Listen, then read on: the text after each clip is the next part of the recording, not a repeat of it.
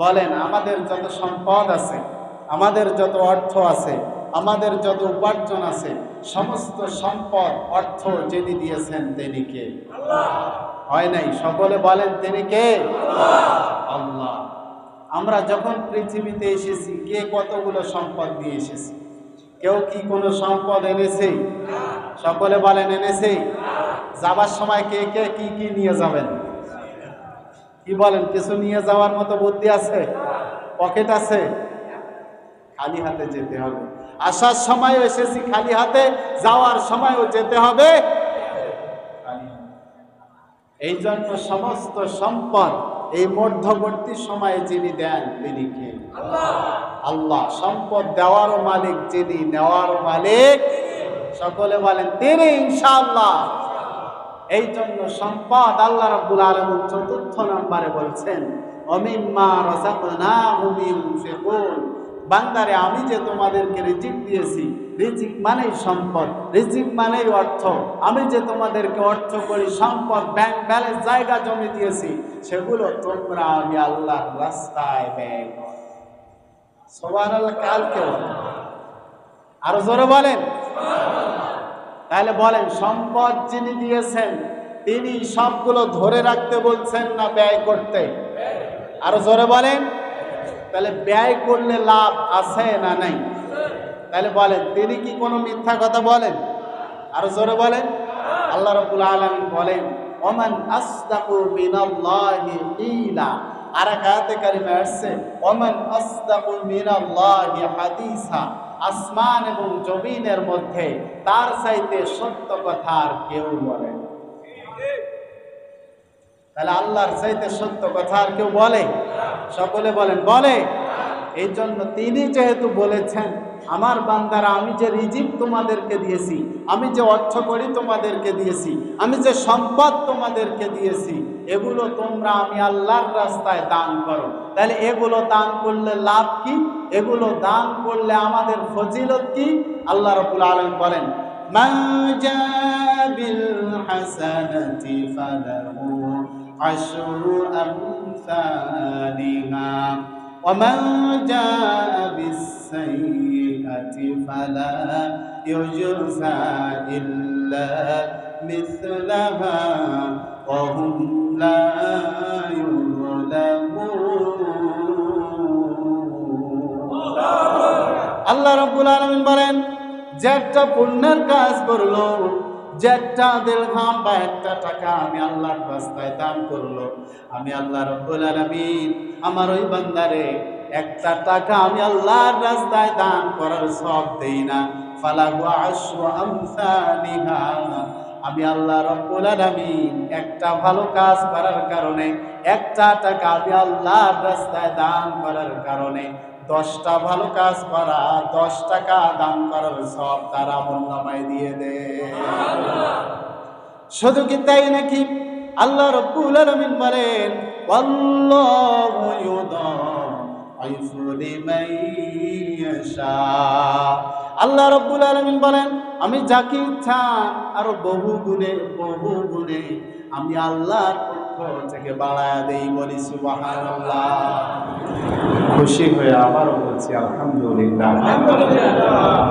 নবীজির প্রতি লাখ কোটি দরুদ ও সালাম বর্ষিত হোক। আমরা সকলে করি সাল্লাল্লাহু আলাইহি ওয়াসাল্লাম। আগামীকালকে যে কোরবানি আমরা করব, এই কোরবানি শুধু কি আমাদের গোশত খাওয়া উদ্দেশ্য? কি সকলে বলেন গোশত খাওয়া উদ্দেশ্য? না, আমরা কোরবানি দিচ্ছি একটা উদ্দেশ্যে। সে উদ্দেশ্য হলো সন্তুষ্টি একজনকার। সকলে বলেন তিনি কে? তাহলে আমি যে আয়াতে কালিমা উপস্থাপন করেছি, সূরা হজের 35 নম্বর আয়াতে কালিমা, 34 নম্বর আয়াতে কালিমায় আল্লাহ রাব্বুল আলামিন বলেন, ওয়ালিকুল্লি উম্মাতিন জাআলনা মানসাকাল লিয়াযকুরু ইসমাল্লাহ আলা মা রাযাকাহুম মিন বাহিমাতিল আনআম। বলি সুবহানাল্লাহ। আল্লাহ রাব্বুল আলামিন বলেন, আমি প্রত্যেক জাতির জন্য কোরবানির নিয়ম করে দিয়েছিলাম। সুবহানাল্লাহ। প্রত্যেক জাতি বলতে পৃথিবীর সূচনা লগ্ন থেকে, অর্থাৎ আদম আলাইহিস সালাতু ওয়াস সালাম থেকে নিয়ে শুরু করে কিয়ামত পর্যন্ত আমরা যত মানুষ আসব, কিয়ামত পর্যন্ত যত মানুষ আসবে, সকলের জন্য কোরবানির বিধান, এ নিয়ম যিনি চালু করেছেন, জারি করেছেন, তিনি কে? আল্লাহ। আল্লাহ রাব্বুল আলামিন 34 নম্বর আয়াতে কারিমায় সে কথাই বলছেন, ওয়ালিকুল্লি উম্মাতিন জাআলনা মানসাকা লিয়াযকুরু ইসমাল্লাহ। আল্লাহ রাব্বুল আলামিন বলেন যে আমি প্রত্যেক জাতির জন্য কোরবানির নিয়ম জারি করে দিয়েছি, যাতে করে লিয়াযকুরু ইসমাল্লাহ, তারা আমি আল্লাহর নাম স্মরণ করতে পারে। তাহলে এই কোরবানির মাধ্যমে যার নাম স্মরণ হয়, সকলে বলেন তিনি কে? আল্লাহ। আল্লাহ। তাহলে দেখেন, এই যে জিলহজ মাস শুরু হয়েছে, সারা পৃথিবী থেকে যত হাজিগণ, যত মানুষ আল্লাহর ঘর তাওয়াফ করার জন্য, নবীজি সাল্লাল্লাহু আলাইহি ওয়াসাল্লামের রওজা জিয়ারত করার জন্য সারা পৃথিবী থেকে যত মানুষ গেছেন, সমস্ত মানুষ যার নাম স্মরণ করছেন তিনি কে? তারা বলছেন আল্লাহুম্মা লাব্বাইক, হে আল্লাহ আমরা হাজির। তারা যে আল্লাহর নাম স্মরণ করছে, আল্লাহকে ডাকছে, আল্লাহর জিকির করছে, আবার এই যে কোরবানির দিনে আমরা যে কোরবানির পশুটা জবাই করি, এই কোরবানির পশু জবাইয়ের সময়ও যার নাম স্মরণ করি তিনি কে? আল্লাহ। আল্লাহ বলছেন লিয়াযকুরু ইসমাল্লাহ, তারা আমার নাম স্মরণ করবে, আলা মা রাযাকাহুম মিন বাহিমাতিল আনআম, আমি যে রিজিক হিসেবে যে চতুষ্পদ যন্ত্রগুলো তাদেরকে দিয়েছি, সেগুলোতে তারা আমার নাম স্মরণ করবে। বলি সুবহানাল্লাহ। এই জন্য কোরবানি যদি কবুল করাতে হয়, কোরবানি যদি আপনার আমার কবুল করাতে হয়, অবশ্যই অবশ্যই চারটা বিষয় আপনার থাকতে হবে, আমার থাকতে হবে। এক নাম্বার বিষয় হলো কোরবানি যে আমরা দেব সহিহ নিয়ত করতে হবে। তাহলে বলেন, কোরবানি করলে সহিহ শুদ্ধ নিয়তের দরকার, প্রয়োজন আছে না নেই? এই জন্য নবীজি সাল্লাল্লাহু আলাইহি ওয়াসাল্লাম বলেন, ইন্নামা আমালুকুম বিন্নিয়াত, সমস্ত কাজ নির্ভর করে নিয়তের উপরে। আল্লাহ রাব্বুল আলামিন তার হাবিব সাল্লাল্লাহু আলাইহি ওয়াসাল্লামের মাধ্যমে জানান, আল্লাহ রাব্বুল আলামিন যদি তার কোনো বান্দা যদি একটা নেকির কাজ করে, একটা পুণ্যের কাজ করে, আল্লাহ রাব্বুল আলামিন তার বান্দারে একটা নেকি দিয়ে শেষ করেন না। ফালাহু আশরু আমসালিহা, একটা পুণ্যের কাজ করার কারণে আল্লাহ রাব্বুল আলামিন বান্দার আমলনামায় 10টা নেকি দিয়ে দেন। তাহলে আমরা কি বুঝলাম? এই জন্য কোরবানিটা এমন একটা বিষয়, এমন একটা নিয়ম আল্লাহ রাব্বুল আলামিন আপনার জন্য আমার জন্য জারি করে দিয়েছেন। এই কোরবানি যদি আপনাকে আমাকে কবুল করাতে হয়, অবশ্যই অবশ্যই সহিহ শুদ্ধ নিয়ত করতে হবে। যদি আপনার আমার নিয়ত হয় গোশত খাওয়ার, মানুষ দেখানোর, লোক দেখানোর, তাহলে এই কোরবানি কিন্তু আল্লাহর দরবারে কবুল হবে না। এই কোরবানি শুধুমাত্র একমাত্র আল্লাহ রাব্বুল আলামিনের খুশির জন্য, রাজির জন্য করব, এই নিয়তেই কোরবানি করা। বলি ইনশাআল্লাহ। তাহলে কোরবানি যদি আমরা কবুল করাতে চাই, এক নম্বরে আমাদের নিয়ত সহিহ শুদ্ধ করতে হবে। বলি ইনশাআল্লাহ। দুই নম্বরে এই কোরবানির পশুটা হালাল উপার্জনের হতে হবে। হালাল টাকা, পবিত্র টাকা, পবিত্র পয়সা, হালাল ইনকামে। সুদের টাকা ইনকাম করেছি 20 লক্ষ টাকা, 1 লক্ষ টাকা দিয়ে গরু কিনে কোরবানি দিলাম, বলেন ওই কোরবানি কি আল্লাহর দরবারে কবুল হবে? সুদের টাকার কোরবানি কি আল্লাহর কোনো দরকার আছে? নাই, কোনো প্রয়োজন নাই। আল্লাহ রাব্বুল আলামিন নিজে পবিত্র, তিনি নিজে পবিত্রকে ভালোবাসেন, বলি সুবহানাল্লাহ। এই জন্য অবশ্যই অবশ্যই কোরবানি যদি আপনি এবং আমি আল্লাহর দরবারে কবুল করাতে চাই, অবশ্যই অবশ্যই কোরবানির যে পশুটা ক্রয় করব, এই টাকাগুলো, এই অর্থগুলো, এই উপার্জনগুলো হালাল হতে হবে, পবিত্র হতে হবে।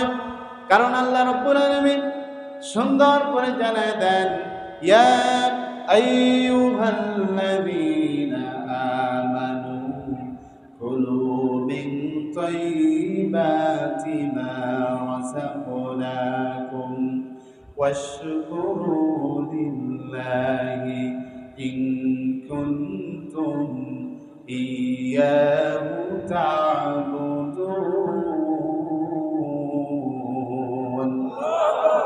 আল্লাহ রাব্বুল আলামিন বলেন, ওহে যারা ঈমান এনেছো, কুলু মিন তাইয়্যিবাতি মা রাযাকনাকুম, আমি যে পবিত্র খাবারগুলো তোমাদেরকে দিয়েছি, পবিত্র বস্তুগুলো তোমাদেরকে দিয়েছি, পবিত্র রিজিক যে আমি আল্লাহ রাব্বুল আলামিন তোমাদেরকে দিয়েছি, সেই পবিত্র খাবার থেকে, পবিত্র বস্তু থেকে তোমরা আহার করো। এরপরে ওয়াশকুরু লিল্লাহ, তোমরা আমি আল্লাহর শুকরিয়া আদায় করো। সুবহানাল্লাহ। তাহলে পবিত্র খাবারের নির্দেশ দিয়েছেন যিনি, তিনি কে? এরপরে আল্লাহ বলে, ইন কুনতুম ইয়্যাহু তা'বুদুন, এরপরে তোমরা আমার ইবাদত করো, আমার গোলামি করো। তাহলে ইবাদতের পূর্ব শর্ত হালাল খাবারের দরকার, পবিত্র খাবারের দরকার আছে না নাই? দেখেন পবিত্র খাবারের কতটা গুরুত্ব। নবীজি সাল্লাল্লাহু আলাইহি ওয়াসাল্লাম বলেন, পবিত্র খাবার যদি কোনো মানুষ খায়, এই মানুষ যত ইবাদত করবে তত ইবাদতে বেশি তৃপ্তি পাবে। আরো জোরে বলেন সুবহানাল্লাহ। আজকে আমরা নামাজে দাঁড়াই, আমাদের মন বসে না নামাজে, ছটপট করে। যদি হুজুরের কেরাত একটু লম্বা হয়ে যায়, আবার হুজুরকে সিগন্যাল দেয়, আছে না নাই? আছে। এই জন্য আমাদের পবিত্র খাবারের এতটা দরকার, এতটা জরুরি যে আমরা যখন ইবাদতে দাঁড়িয়ে যাই, আমাদের মন ছটপট করে, কখন নামাজ শেষ হয়, কখন বাড়িতে যায়। ফরজ নামাজ শেষ, সালাম ফিরা শেষ, বেশিরভাগ মুসল্লি মসজিদ থেকে বাড়ায়, আছে না নাই? আছে। তাহলে দেখেন অবস্থা, আমরা তো নিজেরাই ধরা খাচ্ছি। এই জন্য পবিত্র খাবার। তবে হ্যাঁ, এটা আবার ভাবিয়েন না যে হুজুর আমরা আগে যাই দেখে আমরা কি হারাম খাবার খাই। না, আপনাদেরকে বলি না। তো অবশ্যই রাসূলুল্লাহ সাল্লাল্লাহু আলাইহি ওয়াসাল্লাম বলেন, যারা মুমিন তাদের হৃদয়টা, তাদের অন্তরটা, তাদের মনটা মসজিদের সাথে ঝোলানো থাকে। আর আমরা মসজিদে আসলে সময় দিতে চাই, যত তাড়াতাড়ি মসজিদ থেকে বের হয়ে যেতে পারি, এটাই হলো আমাদের টার্গেট, এটাই আমাদের চিন্তা। এই জন্য আমরা নামাজে বেশি মনোযোগী হব, বলে ইনশাআল্লাহ। আমার ভাইয়েরা, নবীজি সাল্লাল্লাহু আলাইহি ওয়াসাল্লাম বলেন, একটা মানুষ যত বেশি পবিত্র খাবার খাবে, হালাল খাবার খাবে, পবিত্র রিজিক তার ভিতরে ঢুকাবে, ওই ব্যক্তিটা যখন নামাজে দাঁড়িয়ে যাবে, যত পরিমাণে বেশি নামাজ আদায় করবে তত তৃপ্তি পাবে, নামাজ ছাড়তেই মন চাবে না তার। যত আমল করবে আমলে মজা পাবে, আমলে মজা পাবে। আমার বাবাজিরা, আগের সময়, আগেকার যুগে রাখাল বেচা বিক্রি হতো। রাখাল যেমন আমরা এই সময়ে গরু বকরি ছাগল এগুলো বেচা বিক্রি করছি, এমন একটা সময় ছিল যে সময় মানুষ বেচা বিক্রি হতো। আমার বাবাজিরা, যেমনই ভাবে ভালো গরু ভালো ছাগলের দাম বেশি, তেমনি ভাবে যে রাখালগুলো ভালো ছিল, কর্মকারী ব্যক্তিগুলো ভালো ছিল, তাদেরও দাম বেশি ছিল। আমার বাবাজিরা, সেই সময় এমন একটা রাখাল ছিল, যে রাখালটা, যে ব্যক্তিটা বাজারে বিক্রি করার জন্য গেছে, তার মালিক আরেকজন ব্যক্তি যখন তাকে ক্রয়ের জন্য এসেছে, এই রাখাল তার শর্ত দেয়, আমারে যদি কিনতে চাও 3টা শর্ত তোমারে মানতে হবে। সুবহানাল্লাহ। 3টা শর্ত মানতে হবে। ক্রেতা রাখালকে জিজ্ঞাসা করে, কি তোমার 3টা শর্ত বলো? এই রাখাল বলে, মালিক, আপনি যদি আমারে কেনেন, তাহলে 1 নাম্বার শর্ত, যখন নামাজের সময় হয়ে যাবে, আজান হয়ে যাবে, আপনি আমার দিয়ে আর কোনো প্রকার কাজ করাইতে পারবেন না। 1 নাম্বার শর্তই হলো, যখন নামাজের জন্য আজান হয়ে যাবে, আপনি আমাকে দিয়ে আর কোনো রকমের কাজ করাইতে পারবেন না। মালিক মেনে নিলেন, হ্যাঁ ঠিক আছে। 2য় নাম্বার শর্ত হলো, আপনি আমাকে দিনের বেলা যত পরিমাণে কাজ করাইতে চান আমি কাজ করব, কিন্তু রাত্রে বেলা কোনো রকমের কোনো কাজ আপনি আমার করতে পারবো না। কারণ আপনি হলেন দুনিয়ার মালিক, আপনি আমাকে ক্রয় করে নিয়েছেন, ক্রয় করে নিবেন। আমি হলাম আপনার খাদেম, আমি হলাম আপনার দুনিয়ার গোলাম। আপনি যেটা করতে বলবেন আমি করতে বাধ্য। দুনিয়ার জিন্দগিতে দিনের বেলায় যতগুলো কাজ আপনি আমার কাছ থেকে করে নিবেন আমি করে দিতে রাজি, কিন্তু রাতের বেলা কোনো কাজ আমি আপনার করতে পারবো না। মালিক রাজি হয়ে গেলেন, হ্যাঁ তোমার 2য় শর্ত মেনে নেওয়া হলো। 3য় নাম্বার শর্ত, এই রাখাল বলে, 3য় নাম্বার শর্ত হলো আপনি আমারে এমন একটা ঘর দিবেন, এমন একটা রুম দিবেন, যে ঘরের ভিতরে আমি একাই থাকবো, আর কেউ সেখানে যেতে পারবে না। মেনে নেওয়া হলো শর্ত। আমার বাবাজিরা, রাখাল এত পরিমাণে কাজ করে, মালিক তার প্রতি খুশি। যখন সালাতের জন্য আযান হয়ে যায়, রাখাল আর কোনো কাজ করে না, নামাজে চলে যায়।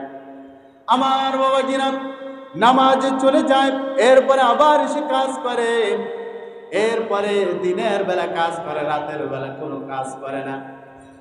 আমার বাবাজিরা, এইভাবে এত সুন্দরভাবে কাজ করে। মালিক আর তার স্ত্রী একদিন ভাবলেন, এই রাখাল যুবক মানুষ এখনো বিবাহ করে নাই, তার একটা রুম দেওয়া হয়েছে, রাতের বেলা কোথাও যায় না, কোনো ঘোরাফেরা করে না, চলাচল করে না।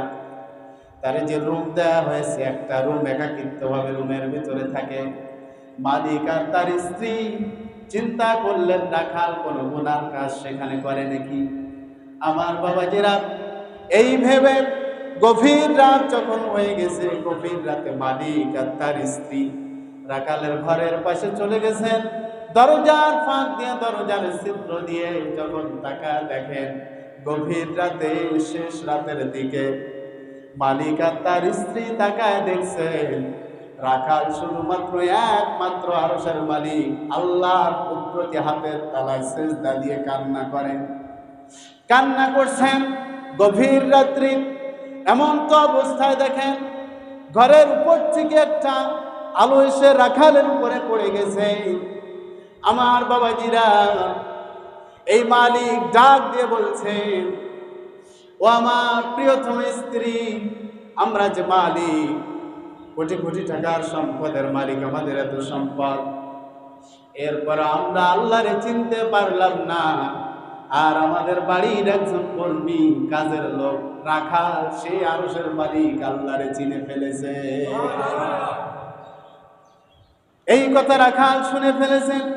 শোনার পরে রাখাল সঙ্গে সঙ্গে রব্বে কারিমকে ডাক দিয়ে বললেন, আল্লাহ তাআলা, তুমি তো আমার মালিক, তুমি তো আমার সৃষ্টিকর্তা, তুমি তো আমার পালনকর্তা।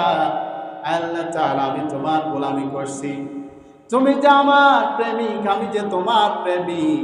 আল্লাহ, তোমার সঙ্গে যে আমি প্রেম করছি গভীর রাতে, এটা দুনিয়ার মানুষ জেনে ফেলেছে। দুনিয়াতে আমি আর থাকতে চাই না, রব্বে কারীম দয়া করে তোমার কাছে তুমি আমারে নিয়ে নাও। আল্লাহর বান্দা দোয়া করতে দেরি হয়েছে, এই রাখালের মৃত্যুবরণ করতে দেরি হয় নাই। তাহলে দেখেন তাদের আমল কতটা ছিল, কিরকম আমল ছিল।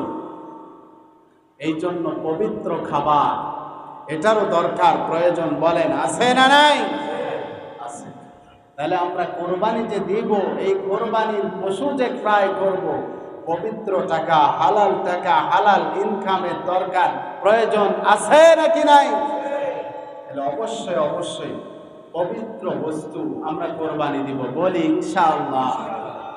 এখন প্রশ্ন জাগতে পারে মনে মনে যে হুজুর, আমার হালাল হারাম সব মিশ্রিত হয়ে গেছে, তাহলে আমি কি কোরবানি দিতে পারবো না?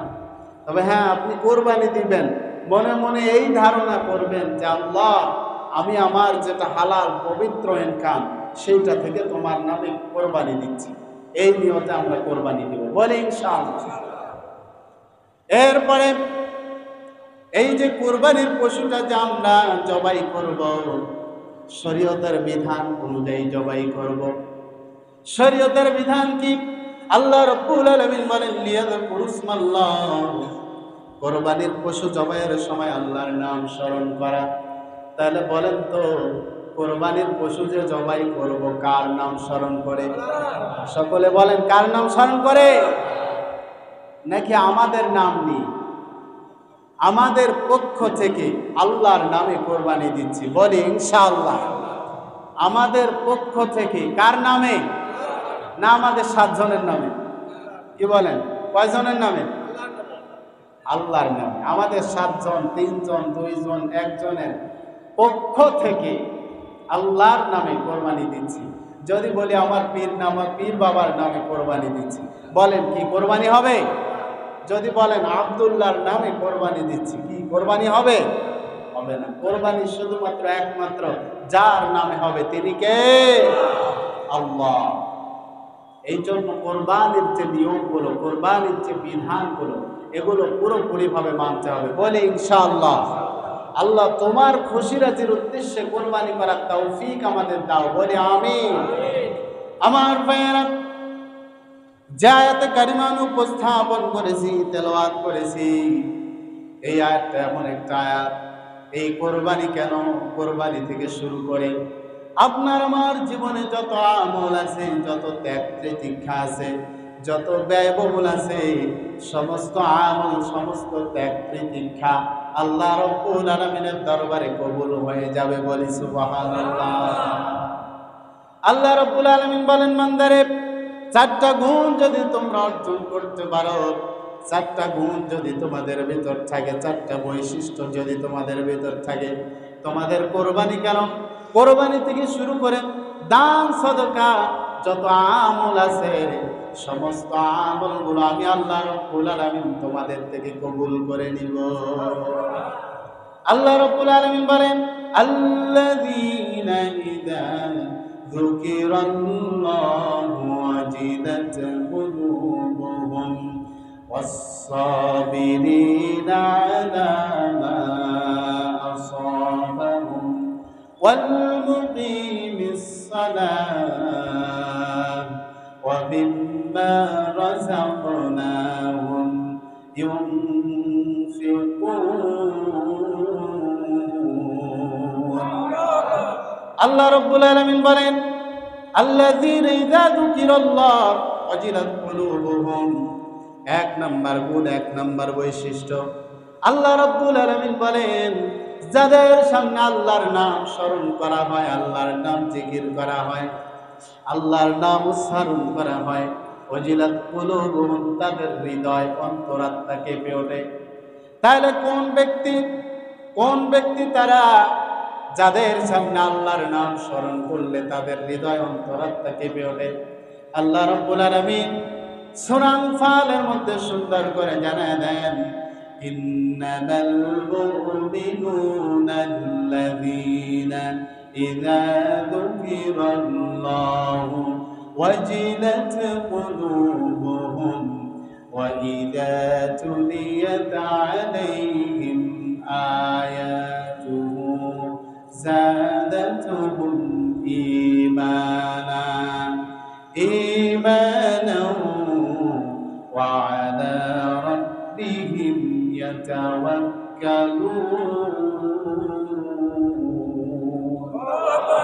আল্লাহ রাব্বুল আলামিন বলেন, ইন্নামাল মুমিনুন, প্রকৃতপক্ষে মুমিন তো তারাই, ইযা যুকিরাল্লাহ, তাদের সামনে যখন আল্লাহর নাম স্মরণ করা হয়, আর যখন আল্লাহর নাম স্মরণ করা হয়, ওয়াজিলাত কুলুবুহুম, তাদের হৃদয় অন্তরাত্মা তখন ভয়ভীত হয়ে যায়। সুবহানাল্লাহ। আল্লাহর নাম শুনলে যাদের হৃদয়ে অন্তরে প্রকম্পন সৃষ্টি হয়ে যায়, আল্লাহর জাহান্নামের কথা, আযাবের কথা, এগুলো শুনলে অন্তরে ভয় আছে না নাই? তাহলে এগুলো শোনার পরে যাদের হৃদয়ে ভয় ধরে যাবে, অন্তরে কাঁপন সৃষ্টি হয়ে যাবে, আল্লাহ রাব্বুল আলামিনের ভাষায় তারাই হলো মুমিন। বলি সুবহানাল্লাহ।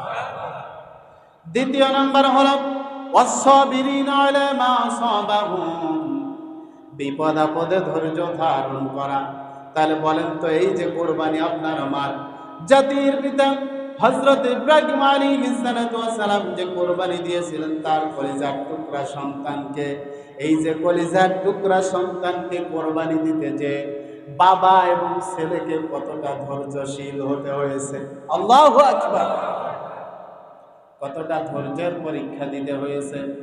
এই জন্য আল্লাহ রাব্বুল আলামিন বলেন, ওয়াস-সাবিরিনা আলা মা আসাবাহুম, বান্দারে ধৈর্য ধারণ করতে হবে, সবর করতে হবে। এরপরে তৃতীয় নাম্বার গুণ, তৃতীয় নাম্বার বৈশিষ্ট্য, আল্লাহ রাব্বুল আলামিন বলেন, ওয়াল মুকিমিস সালাত, নামাজ কায়েম করতে হবে। বলি ইনশাআল্লাহ। নামাজ কি শুধু নিজে পড়লেই হবে, না নিজের পরিবার এবং প্রতিবেশীদেরকেও পড়ার জন্য আহ্বান করতে হবে? বলি ইনশাআল্লাহ। আমরা তো অনেকেই 5 ওয়াক্ত নামাজ হয়তো আদায় করি না। তাহলে বলেন, 5 ওয়াক্ত নামাজ আদায়ের দরকার আছে না নাই? সকলে বলেন আছে না নাই? কি শুধু যারা পড়ি তারাই বলি আছে, না সকলে বলবো আছে?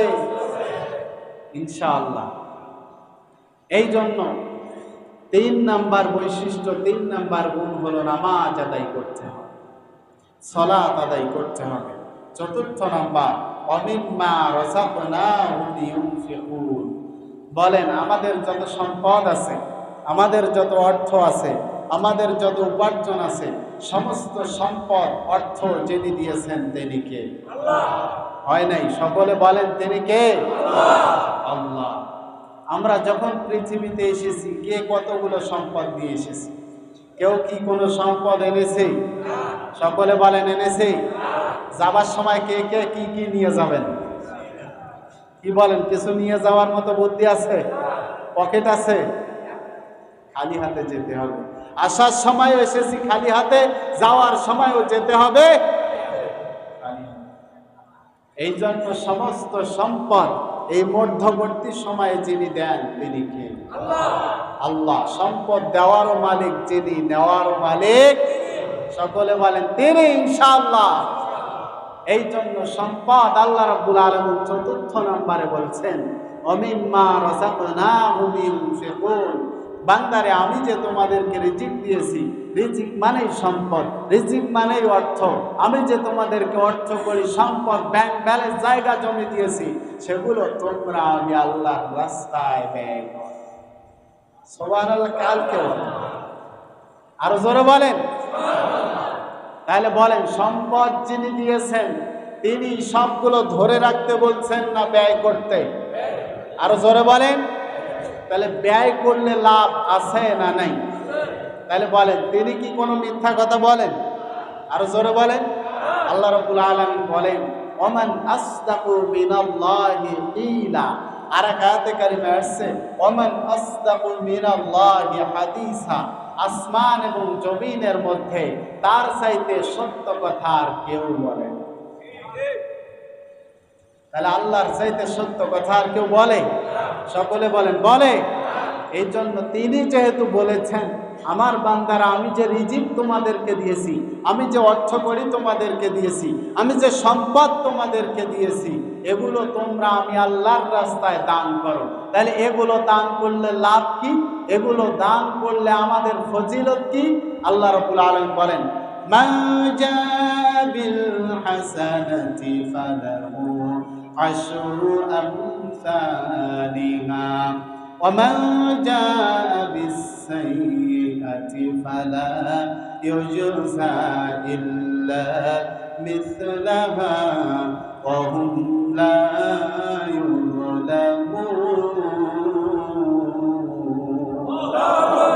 আল্লাহ রাব্বুল আলামিন বলেন, যে একটা পুণ্যের কাজ করলো, যে একটা দিরহাম বা একটা টাকা আমি আল্লাহর রাস্তায় দান করলো, আমি আল্লাহ রাব্বুল আলামিন আমার ওই বান্দারে একটা টাকা আমি আল্লাহর রাস্তায় দান করার সওয়াব দেই না, ফালাহু আশরু আমসালিহা, আমি আল্লাহ রাব্বুল আলামিন একটা ভালো কাজ করার কারণে, একটা টাকা আমি আল্লাহর রাস্তায় দান করার কারণে 10টা ভালো কাজ করা, 10 টাকা দান করার সওয়াব তার আমলনামায় দিয়ে দেয়। শুধু কি তাই নাকি?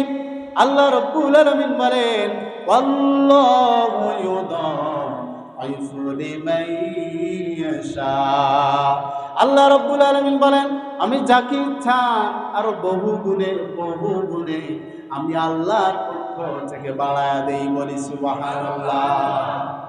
খলিফাতুল মুসলিমিন হযরত উসমান গনি রাদিয়াল্লাহু আনহু তিনি নবীজি সাল্লাল্লাহু আলাইহি ওয়াসাল্লামের কাছে গেলেন। যাওয়ার পরে বলছেন, ওগো নবীজি, আমার এত পরিমাণে সম্পদ, এত পরিমাণে অর্থ, এগুলো কি করলে কমবে? এগুলো কোন কাজ করলে কমবে? নবীজি সাল্লাল্লাহু আলাইহি ওয়াসাল্লাম বললেন, ও উসমান, তুমি যে খাবার খাও, তুমি খাবারটা কেমনে খাও? হযরত উসমান রাদিয়াল্লাহু আনহু তিনি বলেন, ওগো নবীজি, আমি যখন খাবার খাই তখন দস্তরখানার উপরে খাবারগুলো রেখে খাবার খাই। নবীজি সাল্লাল্লাহু আলাইহি ওয়াসাল্লাম বললেন, উসমান, তুমি আজকে থেকে উটের পিঠির উপরে চড়বে আর খাবার খাবে। এই কথা বলার পরে উসমান রাদিয়াল্লাহু আনহু তাই করলেন। কয়েক মাস চলে গেল, যা সম্পদ ছিল সম্পদ কমবে কি, যা ছিল তার চেয়ে ডবলের থেকে ডবল বেড়ে গেছে। আর জোরে বলে, কি সম্পদ বাড়াইতে চাই তো ইনশাআল্লাহ, চাই ইনশাআল্লাহ। নবীজি সাল্লাল্লাহু আলাইহি ওয়াসাল্লামের কাছে আবার চলে গেলেন। যাওয়ার পরে বলছেন, ওগো নবীজি, আমি তো সম্পদ কমানোর জন্য আপনার কাছে এসেছিলাম, কিন্তু আপনি এমন এক টেকনিক আমারে শিখাই দিয়েছেন, যা সম্পদ ছিল তার চেয়ে অনেক গুণ বেড়ে গেছে। নবীজি সাল্লাল্লাহু আলাইহি ওয়াসাল্লাম বললেন, ও ওসমান, তুমি যে খাবারটা খাও, উটের পিঠে চড়ে খাবারটা খাও, উটের পিঠে চড়ে খাবার খেতে খেতে যখন দুই একটা খাবার মাটিতে পড়ে যায়, এই খাবারটা কি করো? তিনি বলেন, আমি উটকে দাঁড় করাই, উটের পিঠ থেকে মাটিতে নেমি জমিনে নামার পরে খাবারটা ওঠার পরে পরিষ্কার করে ওই খাবারটা আবার খেয়ে ফেলি। নবীজি সাল্লাল্লাহু আলাইহি ওয়াসাল্লাম বলেন, তোমার এই আমলের কারণে আল্লাহ রাব্বুল আলামিন তোমার সম্পদগুলো আরো বহু গুণে বাড়ায় দিয়েছে। এই ওসমানের দান কম ছিল না বেশি ছিল? অনেক বেশি ছিল। তিনি আল্লাহর রাস্তায় দান করেছেন। নবীজি সাল্লাল্লাহু আলাইহি ওয়াসাল্লাম মসজিদে নববীতে বসা, এমন সময় এক মিসকিন এসে বলছেন, ও নবীজি সাল্লাল্লাহু আলাইহি ওয়াসাল্লাম, এক ফকির এসে বলছেন, ও নবীজি সাল্লাল্লাহু আলাইহি ওয়াসাল্লাম, আপনি আমারে কিছু দেন। নবীজি সাল্লাল্লাহু আলাইহি ওয়াসাল্লামের একটা গুণ ছিল, বৈশিষ্ট্য ছিল, যে তার কাছে কিছু চাইলে কেউ, তিনি সঙ্গে সঙ্গে পকেটে হাত দিতেন, দেখতেন কোন কিছু আছে না নেই, যদি থাকতো তাহলে অবশ্যই তিনি দিতেন। তার কাছে যখন চাইলেন, তিনি পকেটে হাত দিলেন, দিয়ে দেখেন একটা দিরহাম। পাশে বসা ওমর রাদিয়াল্লাহু আনহু তাকে বলছেন, নবীজি সাল্লাল্লাহু আলাইহি ওয়াসাল্লাম, ওমর, আমি কি দিরহামটা তাকে দেব? নবীজি সাল্লাল্লাহু আলাইহি ওয়াসাল্লাম এটা ভালো করে জানেন যে ওমর নিষেধ করবে না, দিতেই বলবে। সুবহানাল্লাহ। ওমর সঙ্গে সঙ্গে বলছেন, ইয়া রাসূলুল্লাহ, দিয়ে দেন। নবীজি সাল্লাল্লাহু আলাইহি ওয়াসাল্লাম দিয়ে দিয়েছেন, দান করেছেন। এরপরে ওমরের মনে খটকা বেজে গেল, হারি, নবীজি সাল্লাল্লাহু আলাইহি ওয়াসাল্লামকে কোনো ভালো কাজে আটকা যায় না, সামান্য একটা কাজ দান করবে, সেটা আমাকে জিজ্ঞেস করে কেন করলো? প্রশ্ন মনে আসে না? নবীজি সাল্লাল্লাহু আলাইহি ওয়াসাল্লামকে বললেন, ওগো নবীজি, আপনি দান করবেন, সাদাকা করবেন, আপনি তো একা একা করতে পারছেন, কিন্তু আপনি আমাকে জিজ্ঞাসা করে করলেন কেন? নবীজি সাল্লাল্লাহু আলাইহি ওয়াসাল্লাম বলেন, ওমর, আমি ভালো করেই জানি আমি যে তোমাকে জিজ্ঞেস করেছি তুমি অবশ্যই দিতে বলবা, কিন্তু তোমাকে জিজ্ঞাসা করার পিছনে কারণ হলো, আমায় তোমাকে জিজ্ঞাসা করার পিছনে কারণ একটাই, সেই কারণ হলো তুমি আমাকে দান করতে বললা, দিতে বললাম, আর আমি দান করলাম।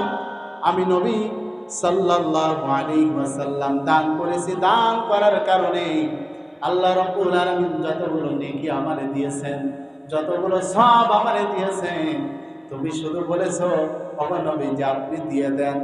এতটুকু কথা বলার কারণে আল্লাহ রাব্বুল আলামিন আমাকে যতগুলো সওয়াব দিয়েছেন, তুমি এতটুকু কথা বলার কারণে তোমার আমলনামায় অতগুলো সওয়াব দিয়ে দিয়েছেন।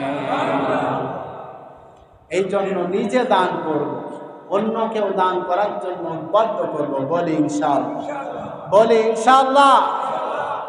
দলিল কোরআনুল কারীমের মধ্যে আল্লাহ রাব্বুল আলামিন বলেন, মান ইয়াশফা শাফাআতান হাসানাতান ইয়াকুন লাহু নাসীবুম মিনহা।